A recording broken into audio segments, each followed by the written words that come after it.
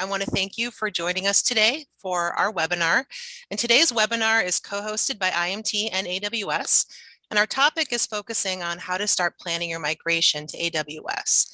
So today's presenters are John Wieler, VP of Sales at IMT, Larry Sylvestre, who's our Canada Healthcare Leader at AWS, and Jim Dafnis, Client Sales Leader at IMT.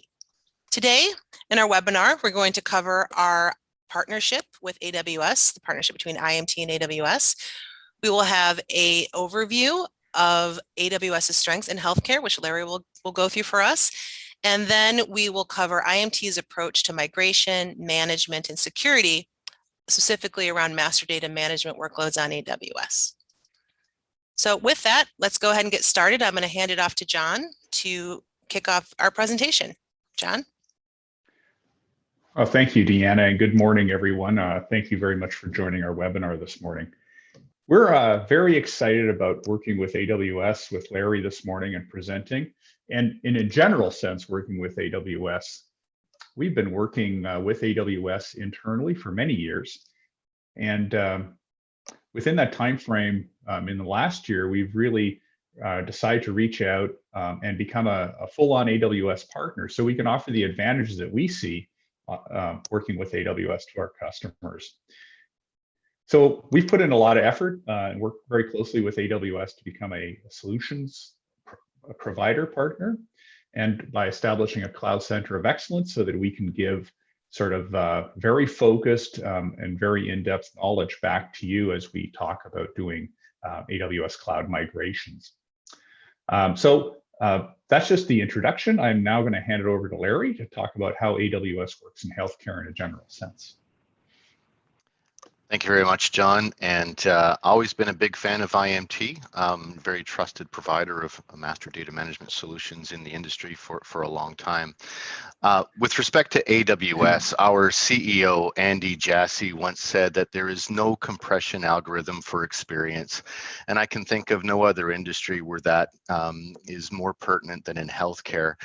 In addition to being, one of the industry's most comprehensive and broadly adopted cloud platforms, we have over 7 years of experience with a specific focus on the healthcare and life sciences industry.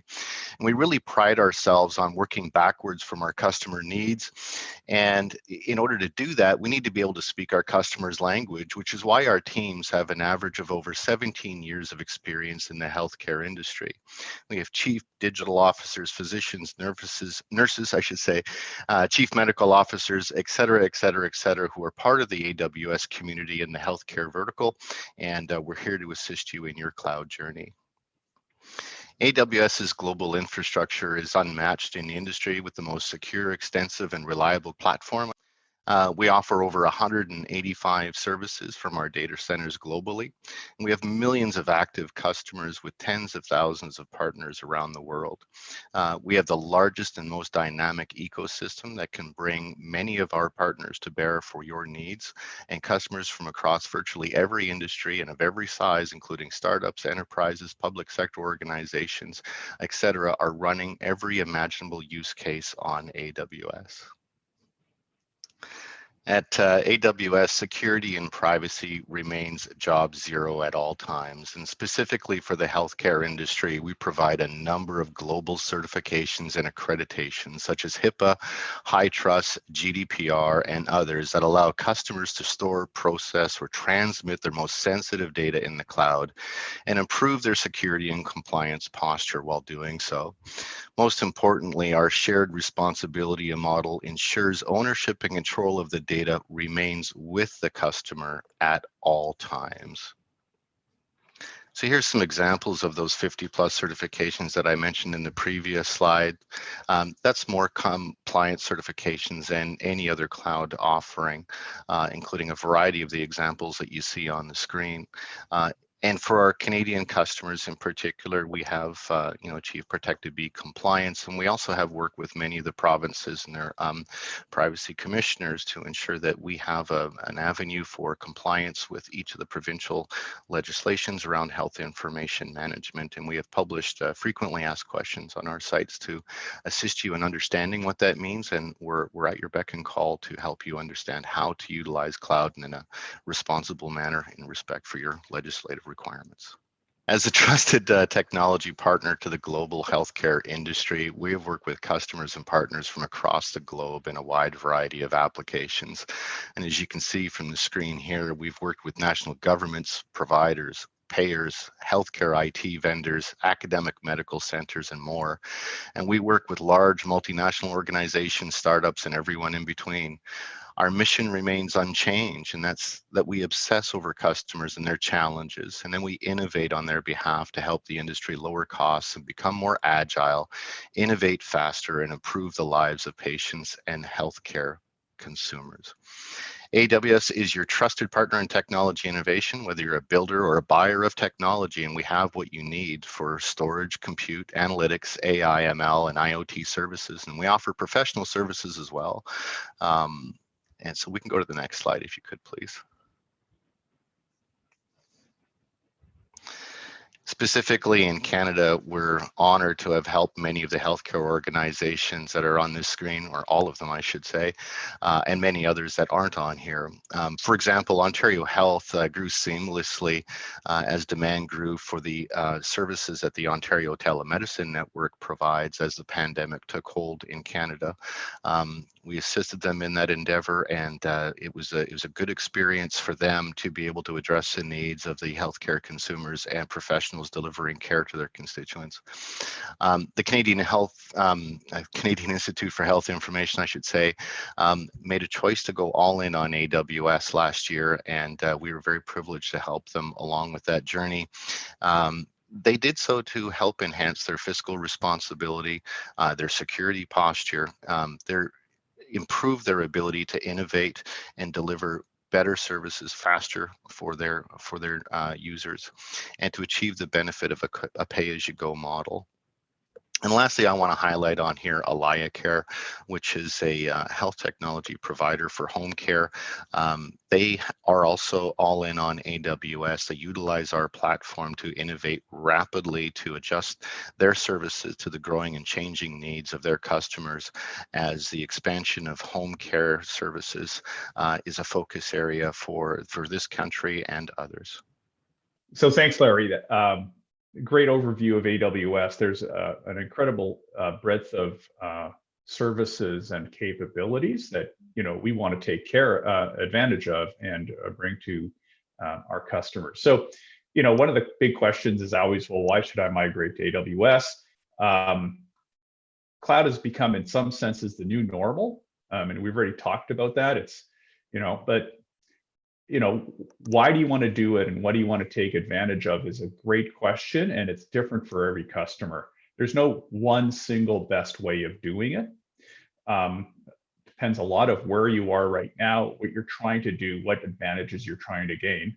But having said that, there's common themes and there's common approaches, and we're going to talk about those this morning. Some of perhaps the most common discussion point is, well, I can save money. Yes, you absolutely can save money by using technology that isn't always on. You don't over provision yourself and so on. But there's lots of other reasons to do it, including some of the agility that Larry mentioned in response to COVID, to rapidly be able to use your data in other ways that are just not possible when your data is hosted on-prem. Certainly, there's and we'll talk about security in a couple of minutes, but the security posture that AWS brings, including physical security of its data centers and so on, is second to none. And in some cases, I truly believe that the AWS security model offers a much finer grained level of security than just many on-prem instances do. So we're going to talk now about how to take advantage, what you should do when moving to cloud, and how IMT, specifically to MDM, what approach we take And Jim's going to talk about that in a few slides as well. Next slide, please. So whatever your reason to move to cloud, there's sort of 5 pillars of well-architected framework that we always reference when we're talking to you about that. So they are, and you'll see these echoed in many AWS presentations. First of all, operational excellence. How do you support and develop and run workloads effectively, efficiently, know when they're maxing out, know when they're peaking, know when they're sitting idle, and continuously improve support and procedures around how do you run your workloads. AWS has a lot of different tools that allow you to monitor, check how things are going, be alerted when things aren't going well. Security, of course, is paramount. I think with this audience, it's probably should be at the very top of the list. We want to be able to protect the data. Whatever we do, the data and the protection of it is paramount. And so how do you take the tools that are there and make your security posture better than it is now? And AWS has those tools. Reliability, a lot of times reliability in healthcare is seen as high availability or disaster recovery. How do you scale your workload and make sure that it's always available? I know that's a very big challenge, especially when you're doing it on-prem and across multiple data centers. There's a lot of different costs involved, and AWS has some phenomenal infrastructure to make that almost seamless. Finally, performance efficiency. Just how do you make sure that your workloads are performing effectively, efficiently, and that you can scale them at the proper times? So the ability to scale on demand is a key part of performance efficiency and something we take advantage of in the MDM workloads as well. And finally, cost optimization, to be able to monitor your systems and to make sure they're performing at peak efficiency, but you're not paying too much. And again, one of the things we see a lot of is over provisioning of infrastructure to meet a theoretical peak load, but then you're buying infrastructure every 3 years or 4 years, and you're paying a lot of money for performance that you're never going to need. And the ability to cost optimize that inside an AWS environment, to pay for peaks only when you need them, and to not pay for workload that is not being used, for instance, in dev and test environments, gives you a real advantage from the cost side. Next slide, please. So those are general benefits that any customer can realize. We want to put the focus on how do you realize them when you're moving MDM workload, and Jim's going to talk about some of the more specifics. But having said that, when we're looking at deploying MDM in AWS, we're realizing operational excellence by deploying and monitoring workloads in a specific way, using the internal event auditing functions to make sure that things are running smoothly. In terms of security, we're looking at both, in the US, HIPAA compliant architectures or HIPAA ready architectures, and a Canadian provincial level, looking at specific provincial legislative requirements. There's obviously a lot of overlap between those two areas, but everybody does it. Everybody's requirements are slightly different. AWS gives you a great ability to address very specific requirements around security. And of course, data encryption at rest and in transit. Reliability, we have MDM tuned for AWS that can scale automatically on load and really takes advantage of some of the great high availability infrastructure that AWS offers. And then performance. I know that in the past, many MDM workloads take quite a while to put up, sometimes weeks, driven a lot of times by just the ability to get new infrastructure in place. You can really, really shorten the cycle when you're using AWS. The infrastructure takes literally seconds or at most minutes to deploy, and then you're ready to start your configuration and testing cycles.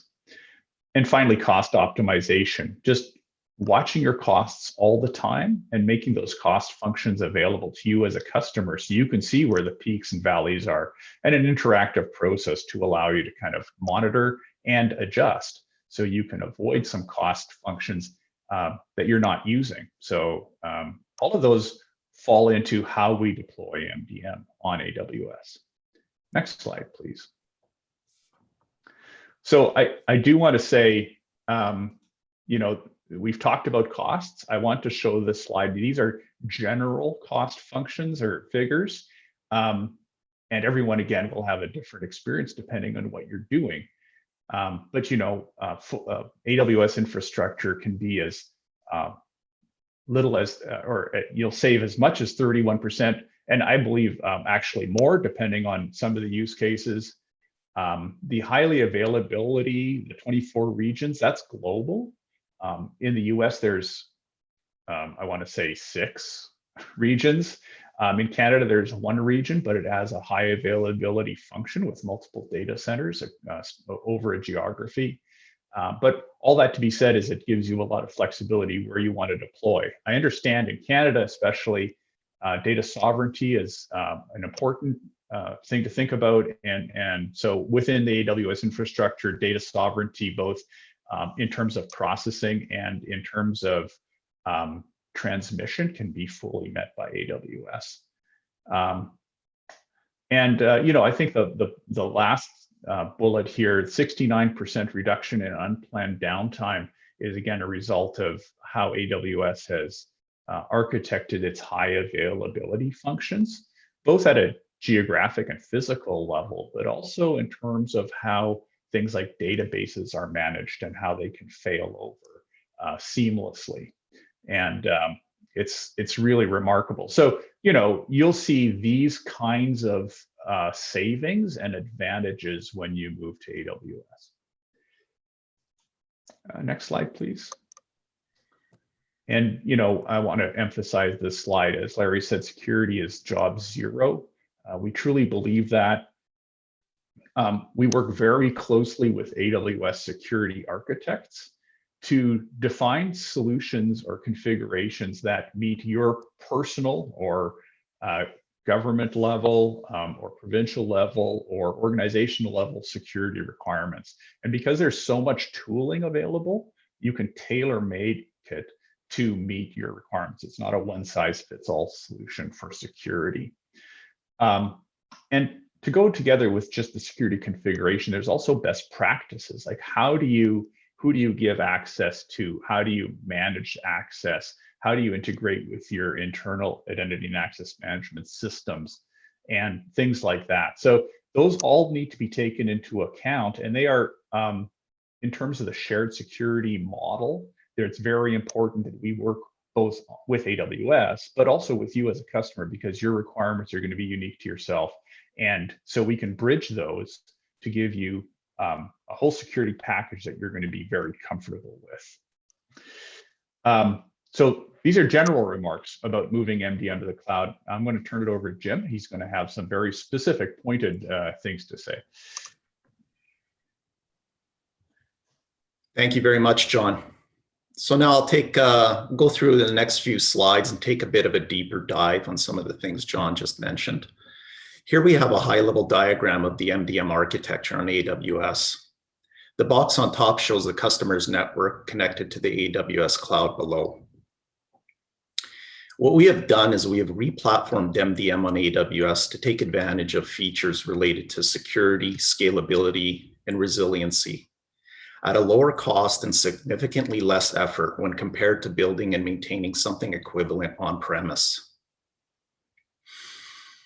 First thing to note, the MDM application is distributed across multiple availability zones, or AZs in AWS. Those aren't shown on the diagram. You can think of these AZs as multiple data centers. This is the foundation of a highly resilient and scalable architecture on AWS. Now I'm going to highlight some of the key AWS services that are shown on the screen and used in the architecture that we see here. On the compute side, we've got EC2 and EC2 auto scaling with load balancing, providing for automatic elasticity. And what that means is additional instances are launched during periods of high demand and then are shut down when no longer required. You pay for what you use, and you no longer need to over-provision hardware. On the database side, we have AWS Relational Database Service, or RDS. RDS handles data replication to a secondary AZ to support high availability and failover. Database backup, software patching, and instance management are handled automatically by RDS. Moving on to CloudWatch, we use AWS CloudWatch to gather metrics on AWS services and application resources, and to monitor the environment and send alerts to our support team to respond to items that require their attention. We use AWS CloudTrail. It continuously logs and retains account-related activity. We use this information to perform security analysis, operational analysis, troubleshooting, and to detect any unusual activity in your environment. Other tools like GuardDuty are used to monitor for malicious activity and unauthorized behavior to immediately alert our support team. So when planning a migration to AWS, there are several things to consider, and it's important to have a partner that understands the challenges and has a proven methodology to be successful. IMT will create a plan specific to your requirements to minimize downtime and impact to business operations. We'll start by assessing your current infrastructure, solution, and integration details. Then we'll use one of our standard models as a starting point and make tweaks as needed to right-size your AWS infrastructure footprint to ensure high performance at an efficient cost. And once the build is complete, we will connect on-premise systems and ensure connectivity is established. Things like endpoint encryption, certificates, network and account access control are configured. In terms of executing the migration, we'll start with non-production environments to validate the approach. Then we'll perform a dry run by migrating a copy of the production database to get timings and to test the cutover plan. Finally, on launch day, we'll execute a well-tested plan, cut over to AWS with as minimal disruption to users and integrated systems as possible. Next slide, please.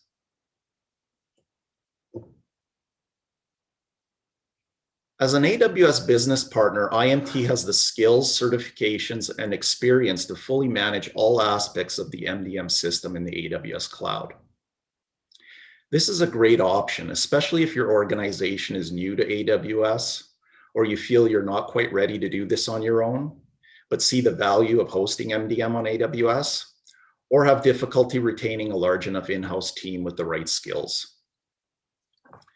Once the MDM production workload is operational in AWS, IMT's Platinum Application Management Service can take care of the day-to-day maintenance activities to keep things running smoothly and securely. Some of these things include 24/7 operational support and incident management for any technical issues that may arise, automatic monitoring of infrastructure, application, and networking services to detect and address issues before they affect your business, monitoring of network traffic to detect and respond to potentially suspicious activity and to actively maintain a high level of security. We offer web, email, and telephone incident management with well-defined service levels for response, resolution, and escalation paths to our senior support personnel. We offer comprehensive operational support from the MDM application, the interfaces, to the operating system, database, networking services, and so on. IMT can be your single point of contact to manage MDM on AWS. That's my last slide. With that, thank you for your attention. Back over to you, John.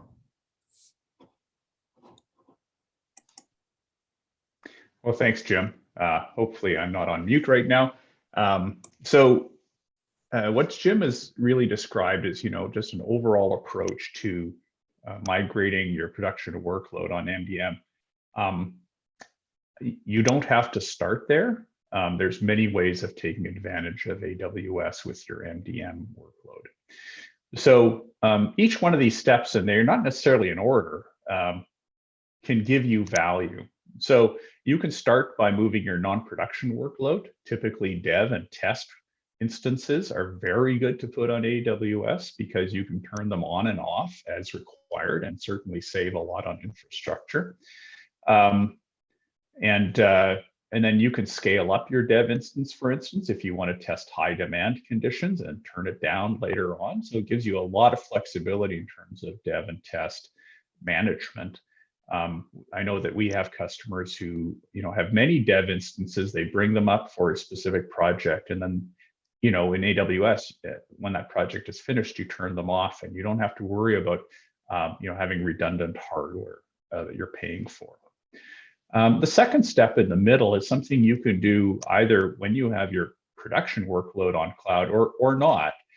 You can quickly trial, implement MDM-related solutions, for instance, using the MDM data to do some data analytics, like on Insight ID, which is an IMT data analytics solution for MDM data, or migrating your MDM data for secondary use in some way. There's lots of different and very interesting things you can do on AWS, including some AI modeling, and I think Larry said there's 170 services. Within the secure framework, you can take advantage of those services. Quickly trial things. If it doesn't work out, you turn it off, and you're not continuing to pay for it. So to take advantage of that, you really have to sort of think outside the box a little bit. And say, I can do this, it doesn't cost me a lot, and it gives me tremendous business advantage knowing how I can exploit the MDM data that I'm already managing. And then finally, as Jim mentioned, we can put the entire workload on MDM on the cloud with, as good as or better security, availability numbers for you. So you have trust that you can, use MDM as the critical business function that it is for you. So next slide. So, I think that, finally, we want to say, let us help define your AWS migration strategy. As we said, there's more than one way to do it. We really love to talk to you about where you see the value, help us work with you to define what value points you want. Sometimes there's triggers in terms of when you want to start a migration. If you're doing a bunch of local infrastructure replacement, it's a great time to start thinking about cloud.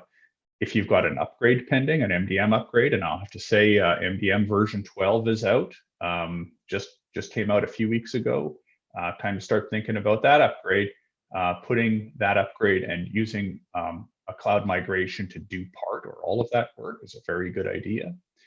If you're suffering from declining support skills, we have customers who have that issue.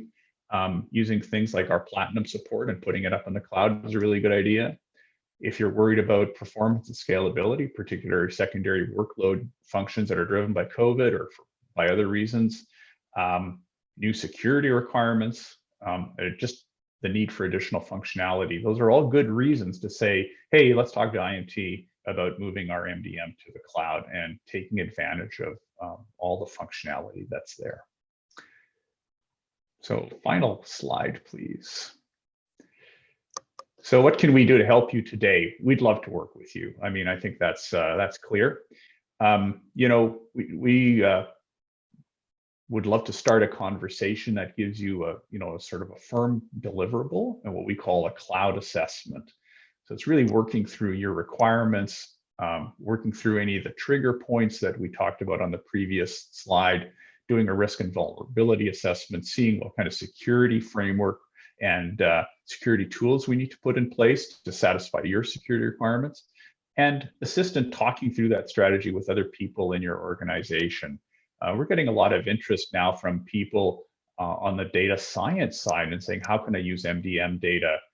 Well, that might be a good reason to have a discussion with them. So if you're at all interested, we'd love to talk to you about this, especially when we run into interesting and unique situations. We're also going to bring in AWS people, architects, security specialists, and so on, to help us define exactly the right solution for you. So it's very much a partnership.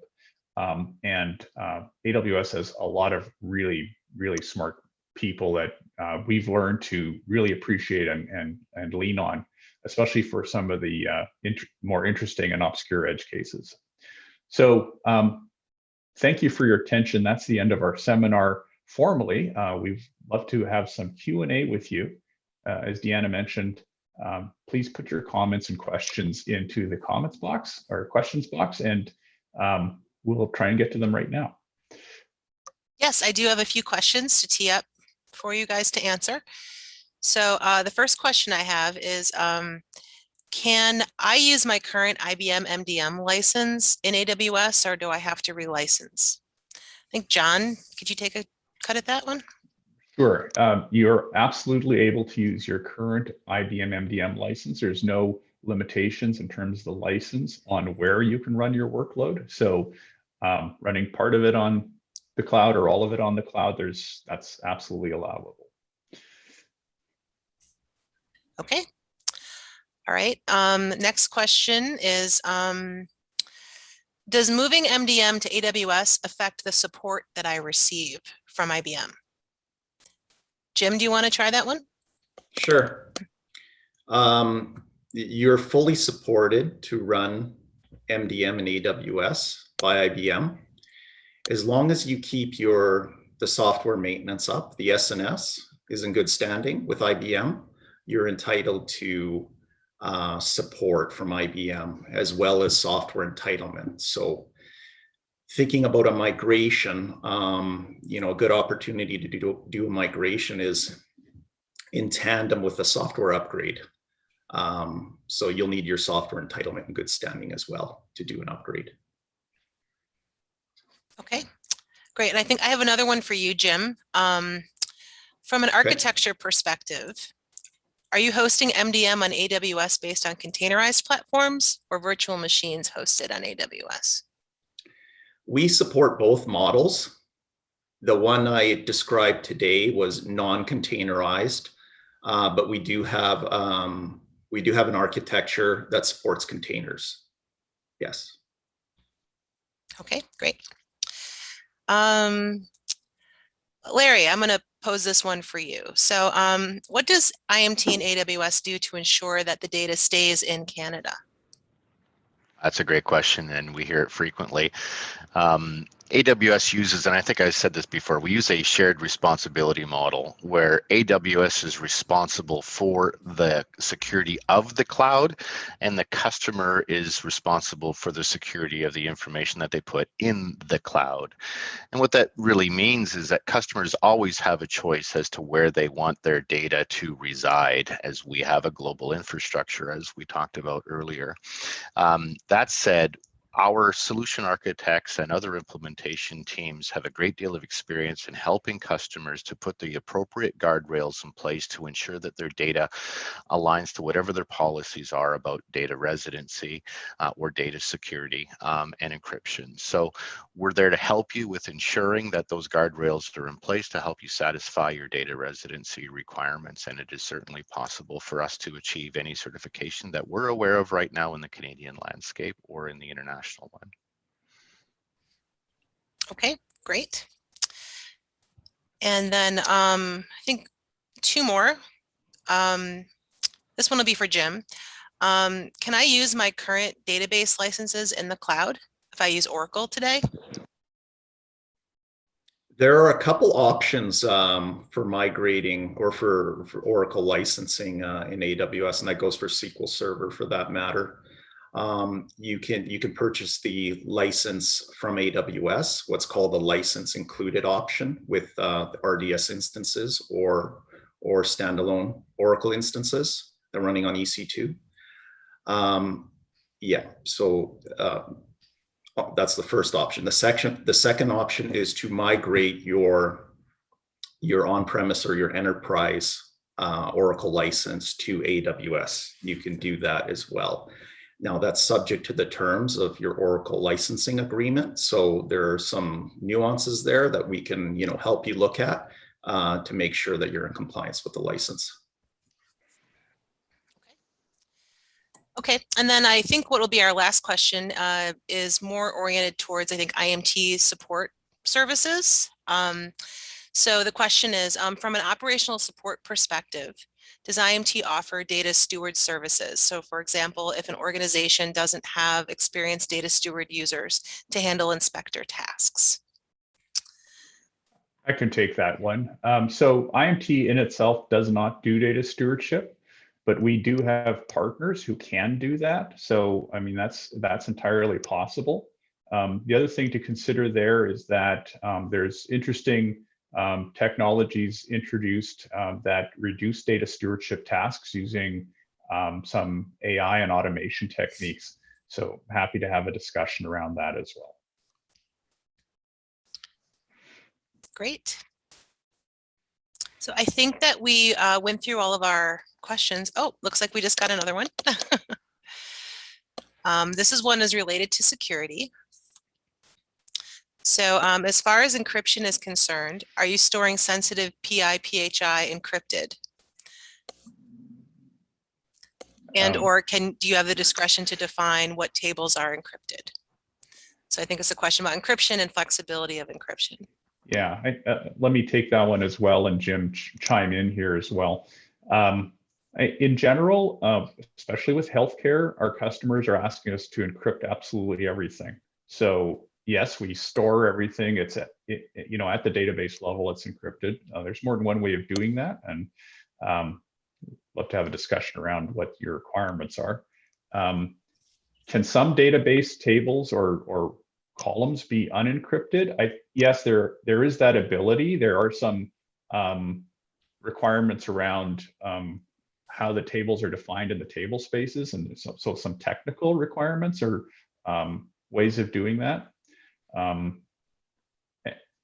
some of it is dependent on the storage mechanisms used, and some of it is dependent on the kind of databases used. But there are options around that. But I have to say again, in most cases, anything associated with PHI, even if the say column is not specifically PHI, everything gets encrypted, and that's probably just the easiest way of doing it in any case. Yeah, just to add to that, we'd like to dig into those requirements on why you would want to have some unencrypted tables.